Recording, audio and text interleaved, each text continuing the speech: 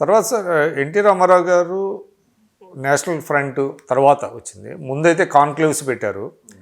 అంటే జాతీయ స్థాయిలో కూడా కాంగ్రెస్ పార్టీని ఓడించాలి, ఎందుకంటే కాంగ్రెస్ వల్లే దేశం వెనకబడింది అనేది ఒక అభిప్రాయం ఆయనకు ఉండేది. ఆయన దానితో చాలా చోట్ల కాన్క్లేవ్స్ పెట్టారు. కానీ ఆయన చేసిన కృషి వేరే వాళ్ళకి వెళ్ళింది. అంటే విపి సింగ్ గారు ప్రైమ్ మినిస్టర్ అయ్యారు.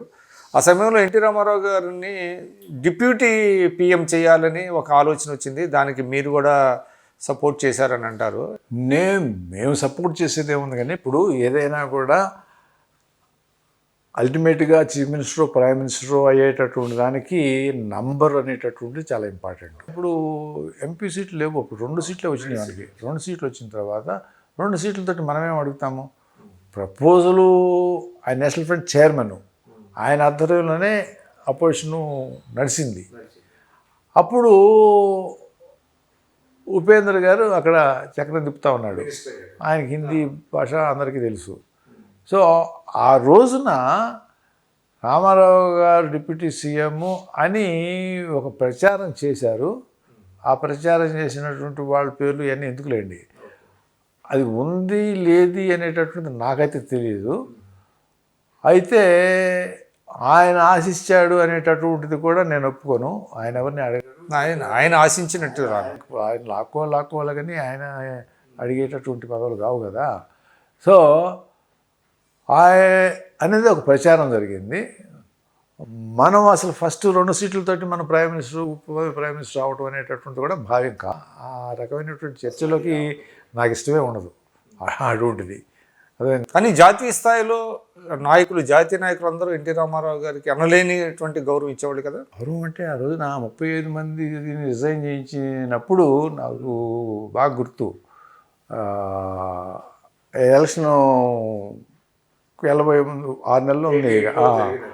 అది ఇంకో పార్టీ చేయించడం అనేది సాధ్యం కాదు. జాతీయ స్థాయిలో అపోజిషన్ పార్టీ తెలుగుదేశమే 35 సీట్లతోటి, Rajiv Gandhi prime minister. So అప్పుడు దీన్ని బోఫార్స్ ఇష్యూ వ్యవహారము దాన్ని తీసుకువెళ్ళి ముందుకు వెళ్ళి విపి సింగ్ బయటకు వచ్చేసేసి ఆయన నేషనల్ ఫ్రంట్ కన్వీనర్గా ఆయన ఉన్నాడు. అయితే దీన్ని కల్మినేట్ ఎట్లా చేయాలి, ఏంటంటే ఎలక్షన్ తీసుకెళ్ళాలి, ఆ ఊపిని తీసుకెళ్ళి చేయించాలి, రాజీనామాలు చేయించాలని కూడా అనేటటువంటిది ఎవరు చేయమన్నా ఒప్పుకోరు, ఏ పార్టీ వాళ్ళు చేయరు. లోక్సభలో అప్పుడు ఆ రోజున చేసిన రోజున విపి సింగ్ గారు ఇట్లా అనుకోవటం నేను చూశాను నేను. అంటే అంతమందిని రిజైన్ చేసేసి అల్టిమేట్గా దానికి ఒక కల్మినేషన్ పాయింట్ ఇచ్చేసేసి ముందుకు వెళ్ళటానికి దానికి శాంక్టిటీ అనమాట. ఇప్పుడు 105 మంది లోక్సభ సభ్యులతో రాజీనామా చేయించాలనేది బోఫార్స్ ఇష్యూస్ పెద్దగా రైజ్ చేశాడు కదా. అంటే ఒక లాజికల్ కన్క్లూజన్ తీసుకెళ్ళి దాన్ని పబ్లిక్ని ఒక ఇష్యూ చేయాలి, ఆ ఇష్యూ చేసి రెచ్చగొట్టడం అన్నది రెడీ సమాయత్తం చేయాలి మెంటల్గా. ఆ చర్య అనేది చాలా ఇంపార్టెంట్. అది ఇంకో పార్టీ అయితే చేయలేరు. ఏదో 4 రోజులు గొడవ చేశారు, మళ్ళీ వీళ్ళు ఎవరు చూసుకున్నారు అనుకుంటారు. కాకుండా ఎస్ ఇది party which has a got a commitment అనేటటువంటిది అట్మాస్ఫియర్ క్రియేట్ చేశారు కదా ఆ రోజు విపి సింగ్ గారు. ఏమన్నా ఆ రోజున మొత్తానికి టు దట్ ఎక్స్టెంట్ అది బెనిఫిట్ అయింది కదా. 100%. దానివల్లనే కదా ఓడిపోయారు. అదళ్ళకి పెద్ద సంఖ్యలో రావటం అదంతా. తర్వాత సార్ ఇంకోటి, అది ఇందాక నేను మహిళలకు సంబంధించి విమెన్ ఎంపవర్మెంట్ అనేది ఎన్టీ రామారావు గారు చేశారు, దాని గురించి చెప్పండి. ఉమెన్ ఇప్పుడు ఆయన యాటిట్యూడ్ ఎట్లా ఉండేదంటే, చీఫ్ మినిస్టర్ అయిపోయాడు, 60 సంవత్సరాలు అయిపోయింది, ఇంకా మనకి టైం చాలా తక్కువ ఉంటుంది అనేటటువంటిది కూడా ఒక ఫ్యాక్టర్ ఆయనకి. 15 సంవత్సరాలు ఉంటామా 20 సంవత్సరాలు ఉంటామా అనేటటువంటిది. దీనిలో మనం ఎన్ని చేయొచ్చు, మన సమాజానికి ఎంత చేయొచ్చు, దీంట్లో అయిపోయినాయి ఏంటి, దాంట్లోనే బీసీ రిజర్వేషను, బీసీలుకి సంబంధించినటువంటి విషయంలో రిజర్వేషన్ చేయాల్సింది తప్ప. నేను ఇవాళ అనుకున్నాడు అంటే అది ముందు దాని మీద చర్చా వ్యవహారము లేకపోతే ఇంకోటో మిగతా పార్టీలు అయితే చాలా టైం తీసుకుంటారు. లేకపోతే ఎందుకు లేనోటో, లేకపోతే వాళ్ళకి ఎప్పుడు అవసరం వచ్చినప్పుడు వాళ్ళు రియాక్ట్ అవుతూ ఉంటారు అటువంటివి. కానీ ఈయనకి ఎప్పుడైతే మండల కమిషను లేకపోతే బయట జరుగుతూ ఉన్నాయి, అది జరుగుతూ ఉన్నాయి, ఏం జరగట్లేదు అని తెలుసు. అట్లనే మహిళలకు సంబంధించిన విషయంలో వెనకబడిన తరం ఉంది, వ్యవహారం ఉంది, దాన్ని ముందుకు తీసుకెళ్లాల్సిన అవసరం ఉంది అనేటటువంటి ఈ ఉంటాయి కదా. ఆయనకి 60-70 ఏళ్ళు పబ్లిక్ లైఫ్ అంటే సినిమా చూశారు కదా, ఎన్ని ఇష్యూస్ కనపడతాయి కదా. అరే మన టైంలో తప్పన అయిపోవాలి ఇవి అనేటటువంటిదే. కానీ అది నాంచాలి, నాంచి దాన్ని ఒక ఫలితాన్ని తీసుకొచ్చి ఎలక్షన్ ముందు చేయాలి, అంటే దాన్ని రాజకీయ లబ్ధికి ఉపయోగించుకోవాలనేది ఉండేది కాదు. నేను ఎన్ని చేయగలను అది ఇది ఇలా తీసుకెళ్ళి ఎలక్షన్ ముందు చేసి దాని బెనిఫిట్ పొందుతాము అనేటటువంటి కార్యక్రమం కాకుండా చిత్తశుద్ధితో అది ఎవ్రీ డే కనపడేది. ఆయనకి వేరే పని ఏముంది, పొద్దున్న లేస్తే ఇటువంటి చర్చలు చేయటమే.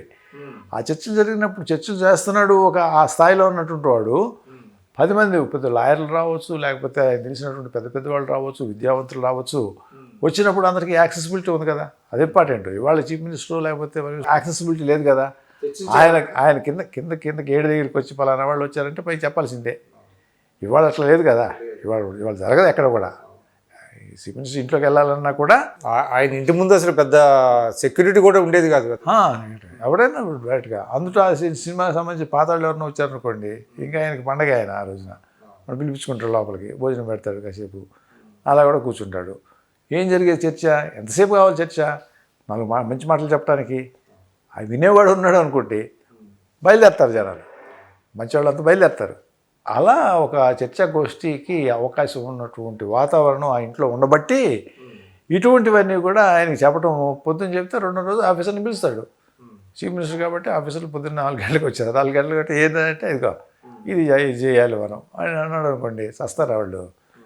ఇక రెడీగా అయిపోయేది, డ్రాఫ్ట్ తయారయ్యేది, ఇది అయిపోయేది. అట్లా తర్వాత సార్ తెలుగుదేశం పార్టీ వల్ల అతి సామాన్యులు కూడా చాలా అత్యున్నతమైనటువంటి స్థానాలకి ఎదిగినటువంటి పరిస్థితి. బహుశా మనం అనుకోవటం దేశంలో ఎవరు ఏ పార్టీ కూడా చాలా మేబీ 1 or 2 ఎక్కడైనా ఉంటే స్వాతంత్రోద్యమం తర్వాత జరిగి ఉండొచ్చు. అప్పుడు ఆ రోజు కాంగ్రెస్లో కూడా చాలామంది, ఇప్పుడు గుల్జారీ నందా గురించి చెప్తారు, ఎంత సామాన్యమైనటువంటి లాల్ బహదూర్ శాస్త్రి గురించి చెప్తారు. అలా రాకుండా ఉండటం అనేది కాదు, మధ్యలో ఏంటంటే దానికి మాడిఫై అయిపోతా వచ్చే వస్తుంది. దాన్ని అడ్డుకోవటానికే తెలుగుదేశం వచ్చింది అనేది నా భావన. ఆ వ్యవస్థ నుంచి ఇది కొత్త వ్యవస్థ పుట్టుకొచ్చింది, మళ్ళీ పెట్టి అడ్డుకట్ట వేయటానికి వచ్చినటువంటి వ్యవస్థగా మనం పరిగణించుకుని దానిలో సామాన్యుడు అనేటటువంటి వాడు మళ్ళీ ఒక స్థానాన్ని పొందాడు అనేటటువంటిది మాత్రం ఇది చరిత్రలో చాలా ముఖ్యమైనటువంటి ఘట్టము. అయితే అది కొనసాగిందా లేదా అనేటటువంటిది డిబేటబుల్. అది ఇక డిబేటబులే కాదు, కొనసాగడం అనేది కుదరలేదు. మళ్ళీ వరస్ట్ ఇవాళ 20 కోట్లు 30 కోట్లు ఉన్నటువంటి వాడే ఇవాళ అర్హుడు అనేటటువంటి కాన్సెప్ట్ తీసుకొచ్చేసారు కదా.